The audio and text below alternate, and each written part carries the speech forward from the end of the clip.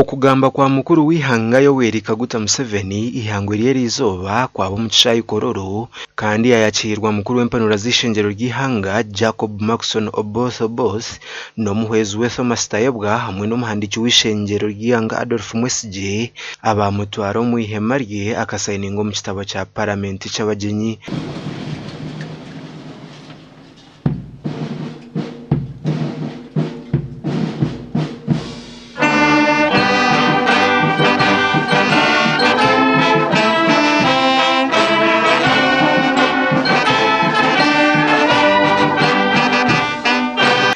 Nabwanyuma speaker yakira President Museveni okugambira ishengero ry'ihanga President ashimirire gukora buri mwaka ngo kiriyo mu ngenderwaho y'ihanga ara atwiganemwe akawayiro ko kubanza. Your Excellency the President, Article 1011 of the 1995 Constitution grants you the mandate to deliver to Parliament and to the nation at the beginning of each session of Parliament your address on the state of the nation.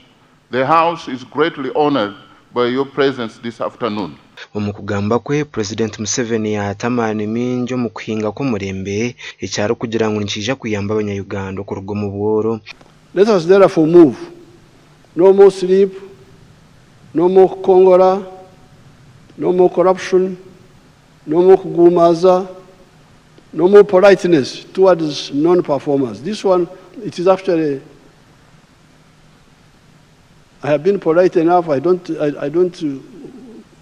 kuemura people. All the non-performers must leave leadership.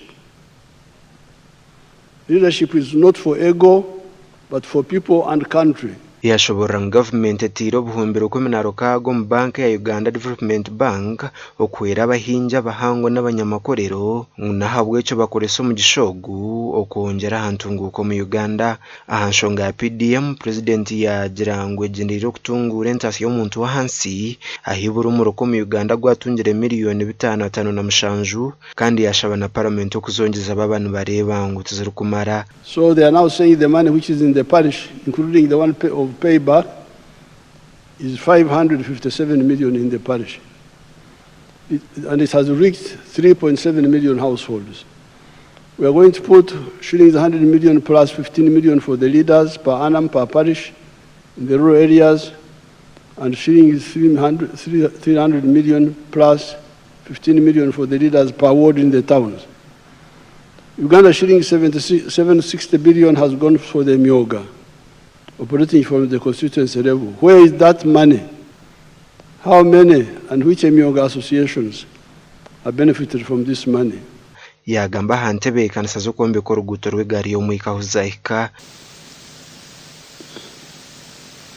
That leaves the roads for only passengers and light cargo. The Maram roads must be maintained always. Where the 3 billion shillings per district, which we send, Chamuka, they just eat it. If it is not enough, why not bring up the matter?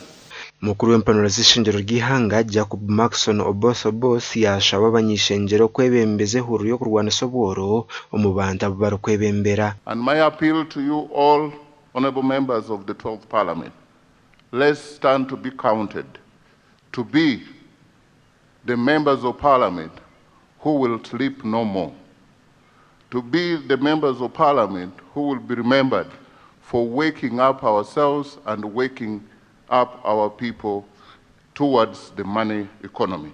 Aha wa TV WestNehinda Aidan Bataringaya.